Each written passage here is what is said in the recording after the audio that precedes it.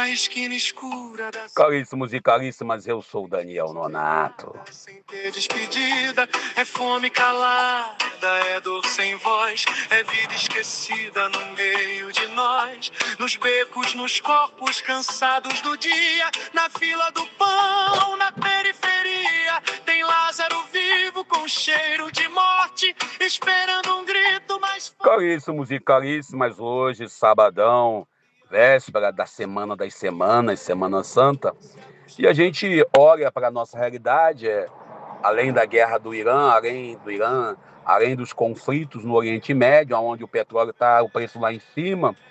Além disso, temos também as novelas da nossa realidade aqui no Rio de Janeiro. Para quem não é do Rio de Janeiro, fique consciente. Nós tivemos, nesse nosso período aí, ó, depois da renúncia do Cláudio Castro, elegeram aí um presidente da LERJ, que é o Ruas, que ele seria o novo governador, desculpe, e depois foi cassado pelo mandado judicial. E ontem o STF se manifestou ainda, de fato, já está com a votação, já, vamos dizer assim, feita, mas não foi encerrada. 6 ministros votaram pela eleição indireta. E quem pode concorrer ao cargo, de acordo com aquilo que está no documento? Qualquer servidor, qualquer pessoa, inclusive eu e você, aqui do Rio de Janeiro, que tenha se afastado de um cargo público, né, de um ministério, de uma função, 24 horas após a saída de Cláudio Castro da função de governador. Interessante que essa novela é uma novela que começou errada, vai terminar errada. E aí uma das discussões foi se a eleição seria direta ou indireta. Eu, Daniel Nonato, particularmente, acredito que a eleição tem que ser direta. E a pergunta que eu faço, a pergunta que todo mundo tem que fazer, e os 4 anos de Cláudio Castro? E a eleição passada? E aí, sem contar o seguinte, os votos de Cláudio Castro e os votos, né, do Bacelar, do deputado que foi presidente da LERJ, também foram declarados inválidos. E aí, no caso, os deputados que tiveram benefício com a vitória do Bacelar e do Cláudio Castro, irão continuar com o mandato, por causa do consciente eleitoral? Ninguém me respondeu isso até hoje. Eu estou tentando saber essa resposta. Certamente a Câmara, né, vai ter que esperar a convocação do suplente do Bacelar para poder ter eleição. Esse foi um dos motivos que foi cassado o motivo. Outra questão também é a CPMI lá do INSS. Eles queriam aprontar, alongar mais o prazo.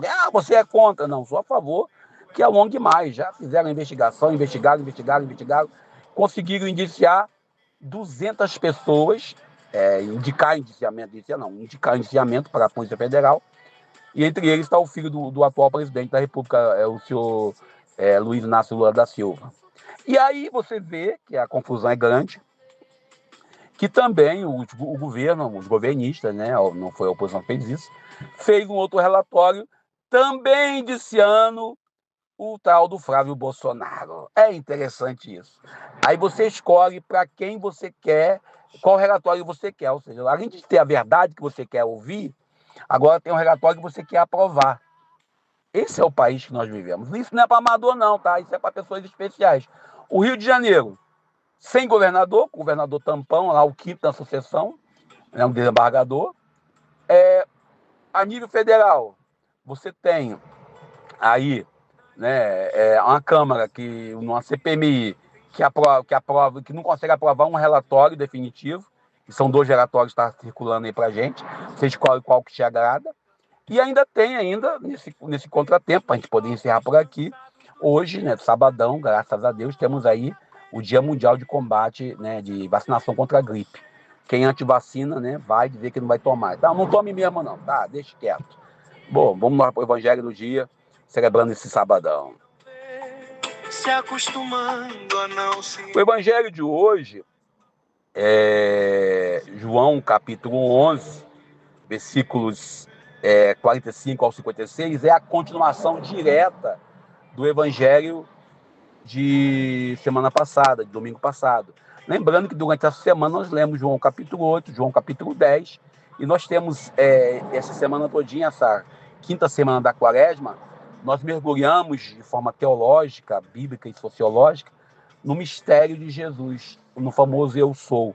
E hoje nós temos aí a conclusão do capítulo 11 de São João, quando você vê os sacerdotes, os religiosos, as autoridades daquele contexto falando em matar Jesus.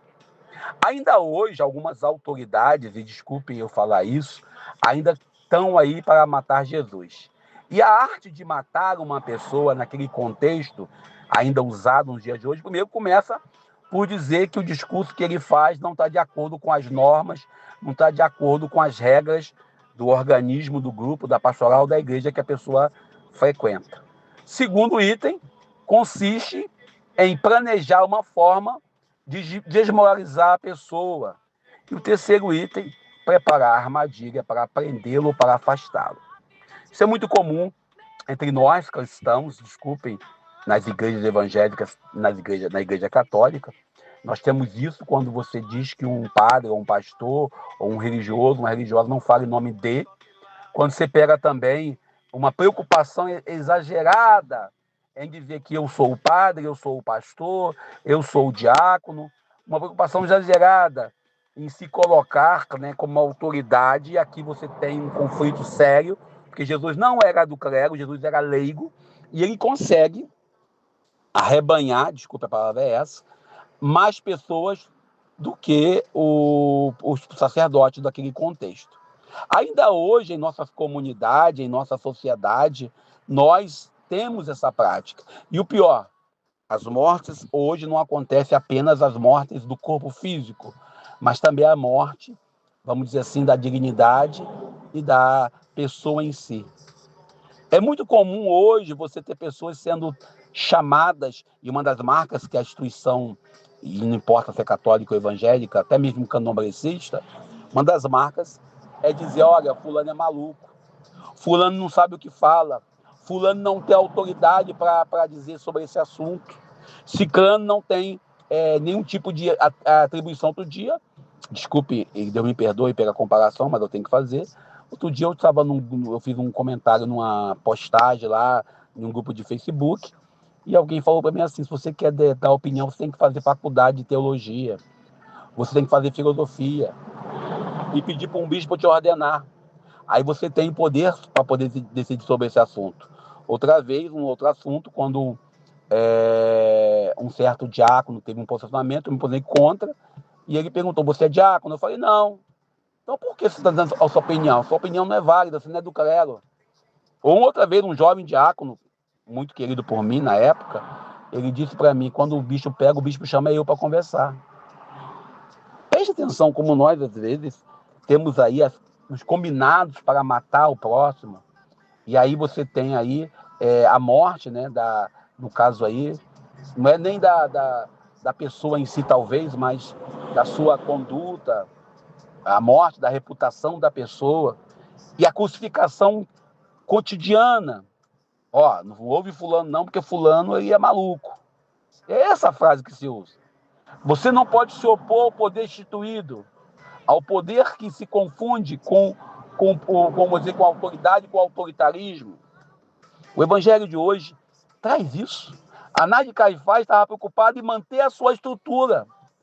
A preocupação dele não era nem, vamos dizer assim, como a extrema-direita faz muito disso, não era nem para dizer assim, manter a salva, mas manter a estrutura dele. Aqueles que diziam que não votavam que votaram no Bolsonaro lá em 2022, 2023, 2021, 2020, e não no filho dele, porque o filho dele estava sendo acusado de fazer rachadinha, hoje falam em votar no filho dele, mesmo acusado de fazer rachadinha. A moral é seletiva. A mesma coisa a questão do policial militar que agrediu aí os jovens no colégio aqui no Rio de Janeiro. A moral é seletiva. Não, porque o policial tem que ver o que aconteceu. Foi assim que mataram Jesus. Ver o que Jesus fez.